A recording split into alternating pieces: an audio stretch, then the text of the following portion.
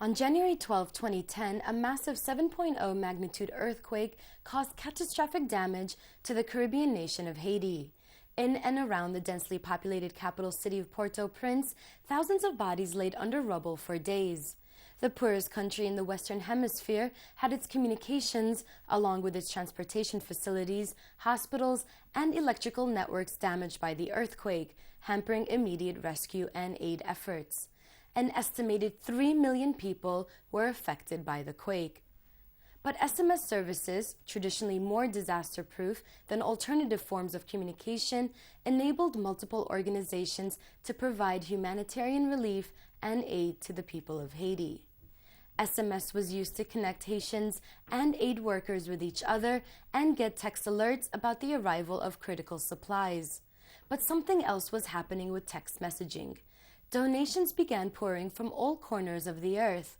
Donation campaigns via an SMS short code made it easier than ever to help those in need.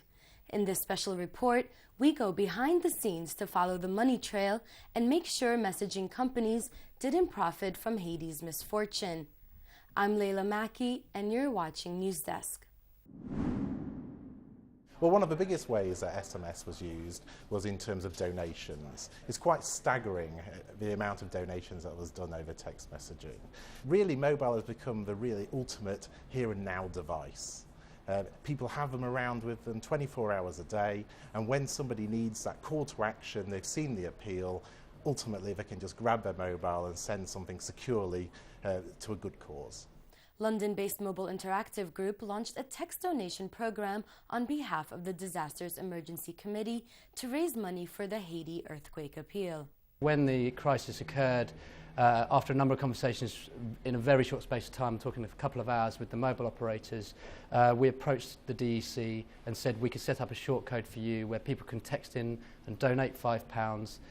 The Haiti crisis is a time-sensitive situation. It only happened 2.5 weeks ago. The campaign is still live, so it's 2.5 weeks old. We've already generated a few £100,000. Are UK's network operators profiting from charities and their SMS services? With dedicated short codes, the networks will charge a typically £800 a month fee for just the short code. They'll then also charge an additional fee for each donation that they handle. For charities, this is a significant amount of money taken out of the donation for their cause. So were the donations in the UK raised via SMS for the Haiti earthquake appeal going into the mobile operators' bottom line? Well, the mobile operators as businesses are commercial businesses. However, they have a number of large charities which they will support in times of crisis or in times of, in need to bring mobile to a place to allow it very easy for consumers to take part and donate. So I think in the nature of what happened with the Haiti crisis, going to the operators, asking them for the full out payment, with the contribution being able to go straight over there was a no-brainer for them. Neither companies like Airwide Solutions that provide the infrastructure of the operators or the operators directly take any direct proportion of the donations made. I think the networks do profit from the donations, but I wouldn't say it's an unreasonable amount that they profit by. I don't think the networks have charged for this campaign because it's a headline disaster, and that they've really moved to ensure that their names are associated with the good causes. Well, Haiti may have been the exception this time around, with operators waiving any and all fees in light of the crisis and to appear as if they are in the forefront in relief efforts. But as a commercial business, telcos face other challenges like the impact of all these text messages and increased data use on the mobile operators' networks. But the operators need to ensure they do have the equipment in place to manage such demands. Peak message flows can occur at any time. Natural disasters, emergencies, New Year's Eve, voting all contribute to these huge messaging volumes. And operators really need to ensure they've got the right infrastructure in place.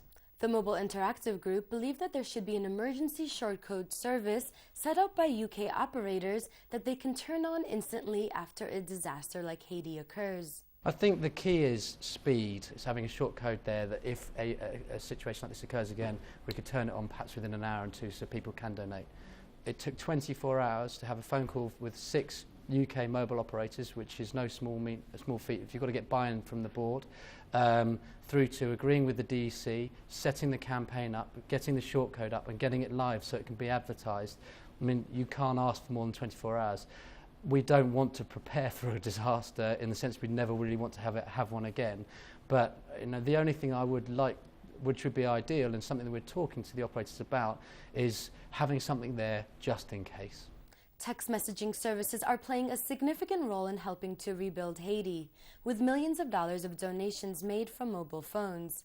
And as the most ubiquitous form of communication, SMS is being used more than ever to mobilize and connect ordinary citizens with those less fortunate. Given all this, it's reassuring to know that mobile operators are playing such a positive role. So who's profiting from SMS traffic in this instance? We're happy to report it's the Haitian people. Thanks for watching News Desk. I'm Layla Mackey, and have a great weekend.